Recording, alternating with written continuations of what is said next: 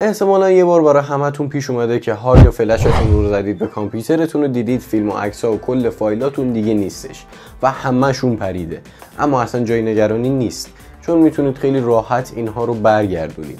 و از همین الان بهتون میگم هر کی بهتون گفته که نمیشه اینا رو برگردون چرت گفته، چون به صورت فیزیکی اطلاعات شما روی اینا ثبت میشه. اینا یه دونه هارد دیسک دارن، اطلاعات شما روی اون دیسک ثبت میشه به صورت فیزیکی و از بین بردنش به این راحتی نیست که با یه بار پاک کردن کلا از بین بره.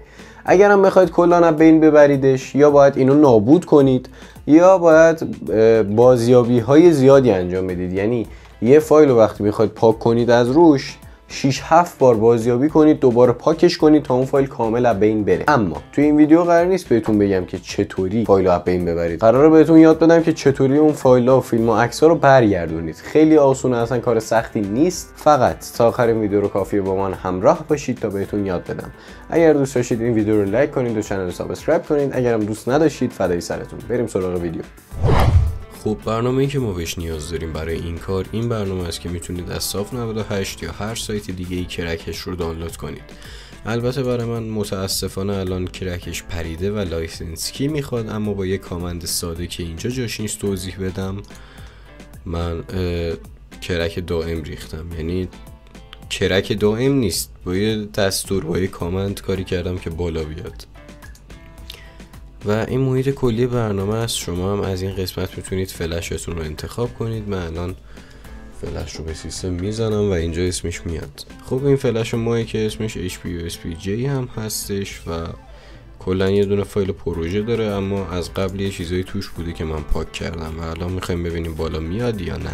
خب من مجبور شدم برنامه رو یه بار ببندم چون شناساییش نکرد. بعد یه بار میبستم بعد باز میکردم. الان اینجا اسمش اومده. خب ما اینجا انتخاب میکنیم و اسکن رو میزنیم. خیلی سریع پیداشون کرد و من هر کدوم رو که بخوام میتونم این بغل تیکشون رو بزنم و بازیابی رو انجام بدیم. اما اگرم همه رو بخواید میتونید تیک همه رو بزنید، ولی من برای تست فقط چند تاشون رو برمیگردونم که ببینیم میاد یا نه. اینا فیلمن، میخوام برشون گردونم ببینیم کامل برمیگردن یا نه. خب اینجا قسمت ریکاور، بعد این قسمت رو بزنید و بعدش هم انتخاب کنید که ویدیوها بره کجا. من انتخاب میکنم که بره توی خود USB. بعد صبر کنید که این انجام شه. گفتم کار خیلی سختی نیست، واقعا کار آسونیه این کار. خب الان تکمیل شد و میریم نگاه کنیم ببینیم برگشته یا نه. بعد میبینید که فیلم ها برگشته. الان یه دونه شون هم تستی باز میکنیم ببینیم بالا میاد یا نه.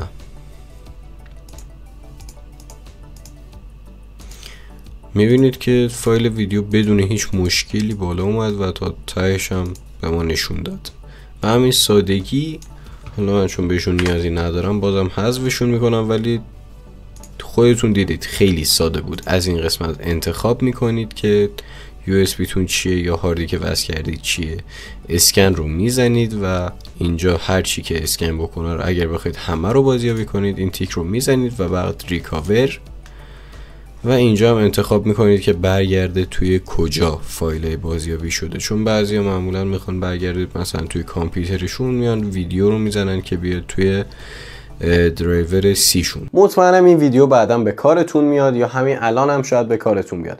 مرسی که این ویدیو رو دیدید. عذر میخوام 2 ماه نبودم، چون اصلا به خاطر یه سری از دلایل و شرایط من اصلا خونه نبودم که بخوام ویدیو بگیرم. اما از این به بعد دوباره چنل به روند قبلی خودش، یعنی 1 یا 2 ویدیو در هفته برمیگرده که آره دیگه همین.